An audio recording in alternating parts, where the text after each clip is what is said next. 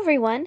Today I'm going to show you how to make a simple tulle skirt. These have become very popular in fashion nowadays, and ever since I made this one, I kind of want to make one in a billion different colors. This is the second part of the outfit that I mentioned when I made that caged heart tank top last week. Although it's a Halloween themed outfit, obviously I wasn't able to make it all during October, but I made sure the caged tank top video got posted in October. The other parts of this outfit, however, are great for any occasion. I've made tulle skirts and petticoats a couple different ways before, but this time I'm basing mine more off of this tutorial by MacLeod. For my materials, I'm using 7 yards of matte tulle. The amount of tulle just depends on how full you want it to be. This ended up not being enough because I wanted those really full, bunched up ones that you see in fashion shops nowadays.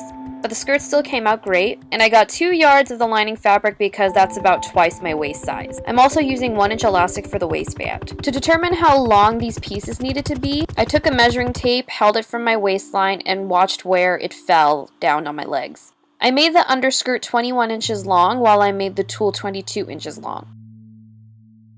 I worked on the underskirt first because that's easiest. I pinned the ends of the lining fabric together and just sewed a straight stitch. To hem it, I turned the bottom of the skirt under 1/2 inch and sewed about 1/4 of an inch away from the edge.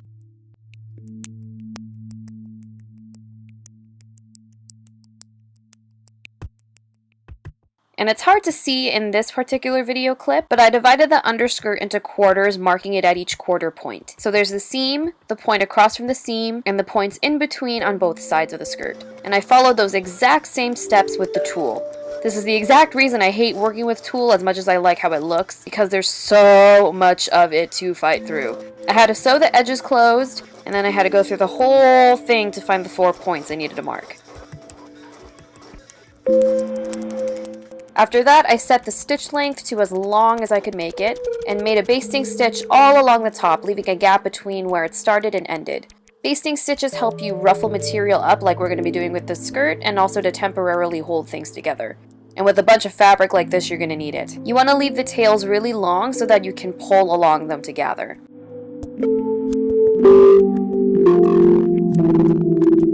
I prefer working with 2 basting stitches, so I made a second basting stitch about 1/4 inch from the first one. And I used red thread because I was running out of white thread and wanted to save that for actually doing all the finishing touches. After that, I pinned the tulle and the underskirt together at the 4 points, and pulled along the gathering stitches until the tulle was the same size as the underskirt. Once that was all done, I pinned it all in place to keep the gathering from unraveling, and did another basting stitch to hold it all together. As you can see, it's now in the form of a skirt that's about 2 times too big for me. This is where the elastic comes in. I'm using my natural waistline just because skirts look best on me at my natural waistline. To measure the elastic, I held the elastic around it and found how long it would be without stretching it. After that, I stretched it just a little bit so it would fit on me snugly. This part is pretty much about personal preference, if you want it super tight or not. After that, I cut it and I had my elastic waistband. I sewed the elastic shut at about 3/8 of an inch and zigzagged the flaps down so they wouldn't go anywhere. Just like with the fabric, I divided it into 4 parts, marking it along the way, gathered the skirt, and pinned it to the waistband. I was trying to do this right sides together, meaning pinning the parts that we're going to show together, but it wasn't working out, so I just did it the way MacLeod did it, by doing right side of the skirt to the wrong side of the elastic. After doing tons and tons of meticulous pinning, I sewed it together using a zigzag stitch. The zigzag stitch helps it to stretch with the elastic, otherwise your stitches might break. After that, I pulled out all of the basting stitches and it was done. I really like this version of the tulle skirt because it's simple, it adjusts to your waist, and you can customize it however you want. The stitching on my elastic isn't perfect, but I can throw whatever I want over it.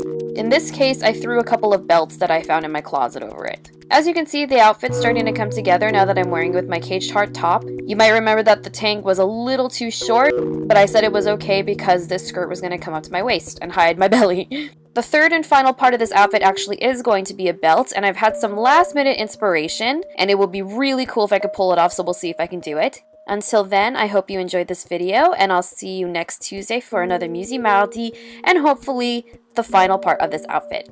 Bye!